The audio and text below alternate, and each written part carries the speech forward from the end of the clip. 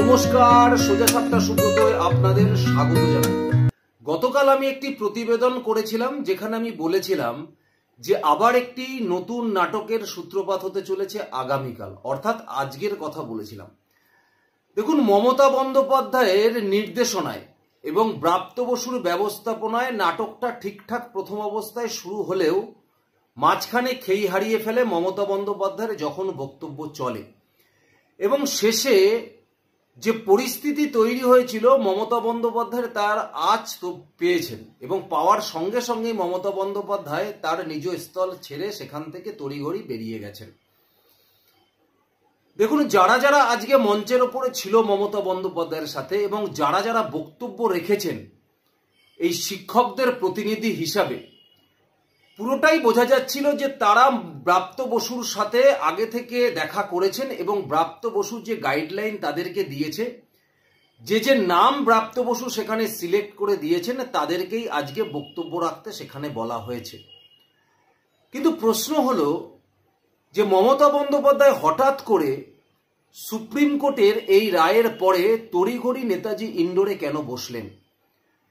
দেখুন, আরজি করের এই আন্দোলন নিয়ে মমতা বন্দ্যোপাধ্যায়ের একটা তিক্ত অভিজ্ঞতা আছে।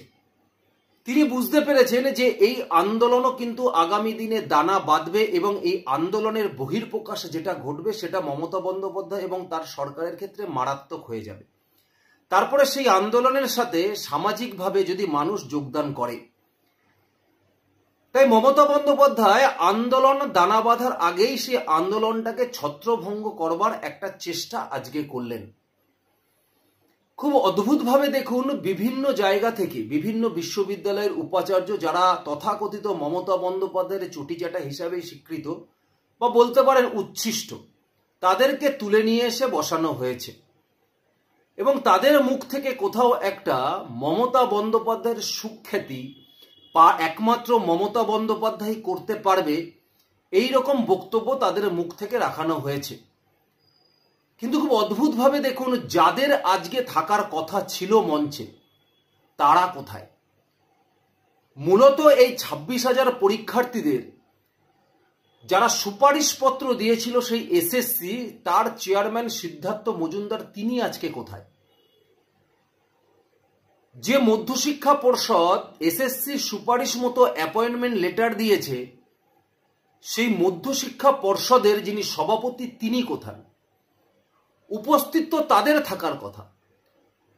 মমতা বন্দ্যোপাধ্যায়ের উপস্থিতিতে কোথায় তারা দাঁড়িয়ে বলবে দুটো লিস্ট দু হাতে নিয়ে যে এই হলো যোগ্যদের লিস্ট আর এই হলো অযোগ্যদের লিস্ট, এবং তার সঙ্গে রয়েছে উপযুক্ত প্রমাণ, যার উপরে ভিত্তি করে মমতা বন্দ্যোপাধ্যায় পরবর্তীকালে যে কথাগুলো বলেছে যে তিনি সুপ্রিম কোর্টে যাবে এবং বড় বড় লয়ার তিনি দেবেন, যদি সেই তথ্য সঠিক নাই থাকে তাহলে পরবর্তীকালে সুপ্রিম কোর্টে আবেদন করে বড় বড় লয়ার দিয়েও বা কি হবে? এর আগেও তো মমতা বন্দ্যোপাধ্যায় চেষ্টা করেছেন অযোগ্যদের বাঁচানোর জন্য বড় বড় লয়ার দিয়ে, আদৌ কি তিনি পেরেছেন? কিন্তু কোথাও একটা মমতা বন্দ্যোপাধ্যায় 2026-এর নির্বাচনের দিকে তাকিয়ে যাতে তার আগে আন্দোলন দানা বাঁধতে না পারে, ঠিক সুকৌশলে তিনি একটা কথা বললেন যে তাদের মধ্যে থেকে, শিক্ষকদের মধ্যে থেকে একটি কমিটি গঠন করে দাও। যেরকম এর আগেও তাকে দেখা গেছে যে প্রথম অবস্থায় আন্দোলনের মুখ কারা আছে দেখে নিয়ে তাদের মধ্যে কমিটি গড়ে নিয়ে পরবর্তীকালে তাদের কোনো ব্যবস্থা করে দিয়ে সে আন্দোলনকে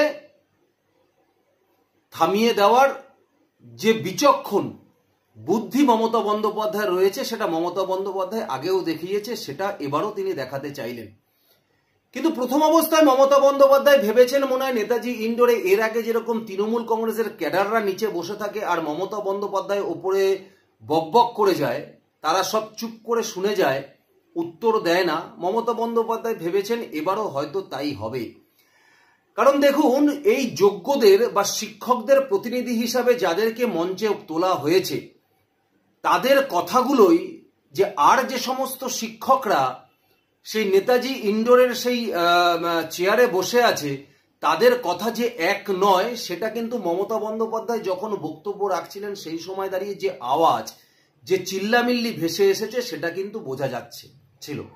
তার কারণ মমতা বন্দ্যোপাধ্যায়কে মাঝখানে থামিয়ে বলতে হয়েছে যে আপনারা যদি নিজেরাই বলেন তাহলে আমি কেন বলবো, এত কথা বললে কিন্তু চলে না।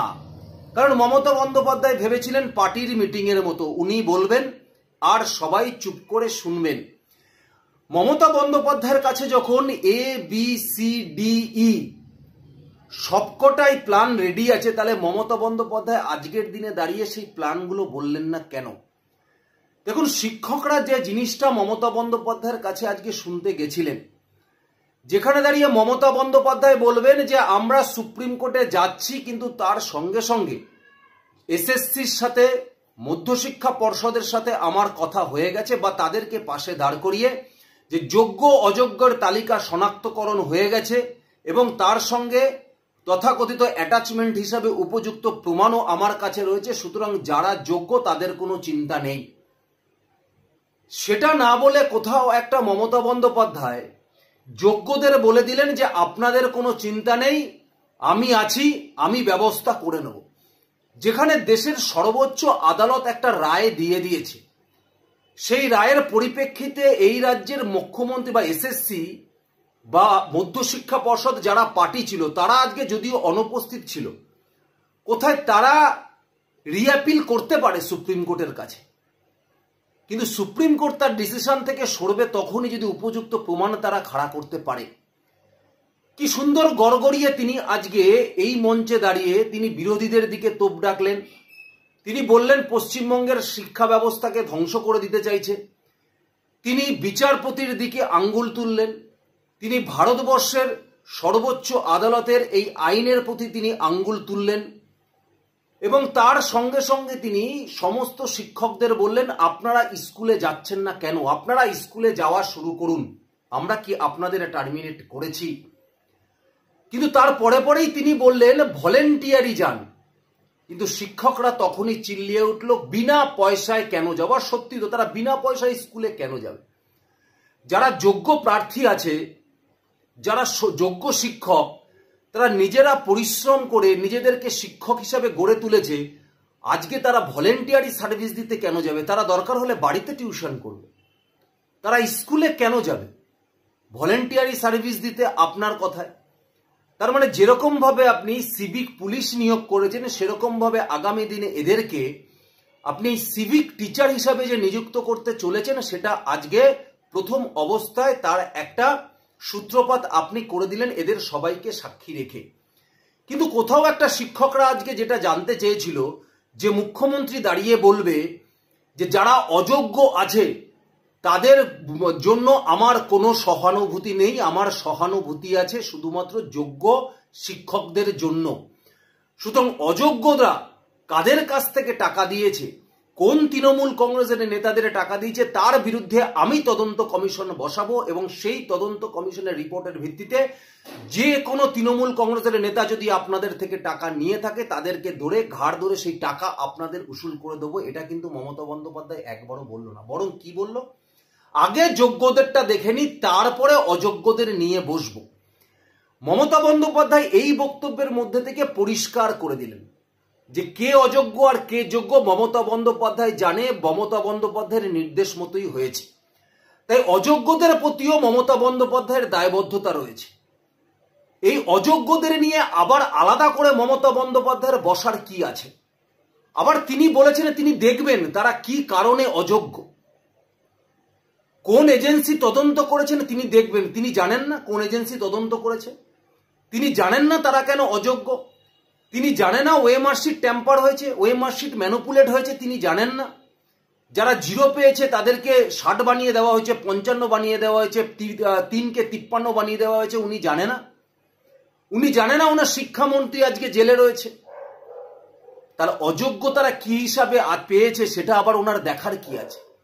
উনি জানেন না কোন এজেন্সি তদন্ত করেছে?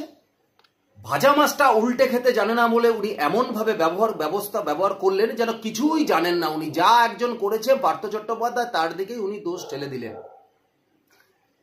এবং সব দোষ থেকে নিজেকে কিরকম দায় সারা ভাব হিসাবে এড়িয়ে যাওয়ার চেষ্টা আজকে মমতা বন্দ্যোপাধ্যায় করলেন। কিন্তু আজকের দিনে দাঁড়িয়ে পশ্চিমবঙ্গের এই যোগ্য শিক্ষকরা কিন্তু উপলব্ধি করেছে যে মমতা বন্দ্যোপাধ্যায়ের কথাই কিন্তু আর চিরে ভিজবে না। তারা বুঝেছে মমতা বন্দ্যোপাধ্যায় রাজনৈতিক স্বার্থে তাদের আন্দোলন থেকে বিরত রাখবার জন্য এই চেষ্টা করছে। এতে বরফ কিচ্ছু গলবে না, এতে তারা চাকরি ফিরে পাবে না। এটা এটা আজকে যোগ্য শিক্ষকরা খুব ভালো করে বুঝে গেছে। কি অবলীলায় তিনি মঞ্চে দাঁড়িয়ে একের পর এক সাজিয়ে মিথ্যে কথা বলে দিলেন। আবার আজকে উনি চেষ্টা করলেন নেতাজি ইন্ডোরটাকে অভয়ারণ্য বানানোর জন্য। তিনি বললেন আজকে উনি নাকি বাঘ, উনি বাঘের মতো লড়াই করবে। আচ্ছা, ওনার এইসব কথা, এই যোগ্যরা খেতে পাচ্ছে কি পাচ্ছে না, এইসব আবেগতাড়িত কথা দিয়ে কোর্টরুম চলবে? দেশের আইন চলবে? প্রধান বিচারপতির সেই ডিভিশন বেঞ্চে, সেই এজলাসে দাঁড়িয়ে তথ্য প্রমাণ তার উপরে ভিত্তি করেই আজকে সুপ্রিম কোর্ট তার রায় দেয়। ওনার এইসব আবেগের কথার কোনো 4 পয়সা মূল্য কিন্তু সুপ্রিম কোর্টে নেই। সুতরাং উনি যে ভাবে এগোনোর চেষ্টা করছে শুধুমাত্র 2026-এর ভোটের লক্ষ্যে, যাতে এই আন্দোলনটা দানা না বাঁধে। না হলে এখনো পর্যন্ত মঞ্চে দাঁড়িয়ে উনি অযোগ্যদের ছাড়তে কিন্তু পাচ্ছেন না। তাহলে ভাবুন, যারা অযোগ্য তারা এই 6 বছর 7 বছর ধরে শিক্ষকতা করেছেন। তিনি বলছেন না যে এই শিক্ষকরাই ডাক্তার তৈরি করবে, ইঞ্জিনিয়ার তৈরি করবে, ঠিক, কিন্তু ওই অযোগ্য শিক্ষকদের পাল্লায় পড়ে ছাত্রদের ভবিষ্যৎটাই তো নষ্ট হয়ে গেছে। এই 7-8 বছর নষ্ট হয়নি? সেটা ফিরিয়ে দিতে পারবেন মমতা বন্দ্যোপাধ্যায়? এখনো আগলে ধরে রয়েছেন সেই অযোগ্য প্রার্থীদের, বলছেন পরে বসে তাদের অন্য কোনো ব্যবস্থা করে দেবেন। কি দায় আপনার? যদি আপনার কোনো দায় নাই থেকে থাকে কারা অযোগ্য, যদি আপনার সরকার তাদের দ্বারা উপকৃত নাই হয়ে থাকে, যদি আপনি কিছু নাই জেনে থাকেন, তাহলে অযোগ্যদের নিয়ে আপনার চিন্তাটা কিসের? তাদেরকে কেন আলাদা করে তাদের সাথে বসে তাদের জন্য আলাদা করে ব্যবস্থা করে দিতে হবে? আপনি আজকে অবলীলায় এই কথা সবার সামনে স্বীকার করলেন। দেখুন, যারা আপনার ওই ভাতা ভিক্ষা অনুদানের দিকে তাকিয়ে থাকবে, তারা আপনার কথা বুঝতে চাইলেও হয়তো বুঝবে না, কিন্তু যাদের মাথায় ন্যূনতম ঘিলু অন্তত আছে, তারা আপনার এই ধাপ্পাবাজি কিন্তু ধরে ফেলেছে। সুতরাং এই ধাপ্পাবাজিতে আর কিন্তু ভোলার কোনো জায়গা নেই মমতা বন্দ্যোপাধ্যায়, এটা আপনি ভালো করে বুঝে নেবেন। আপনাদের কি মনে হয় মমতা বন্দ্যোপাধ্যায়ের আজকের এই মিটিং থেকে কি নির্যাস উঠে আসতে পারে? যেটাই আপনাদের মনে হবে অবশ্যই আমাকে কমেন্টস বক্সে জানাবেন। ধন্যবাদ, নমস্কার।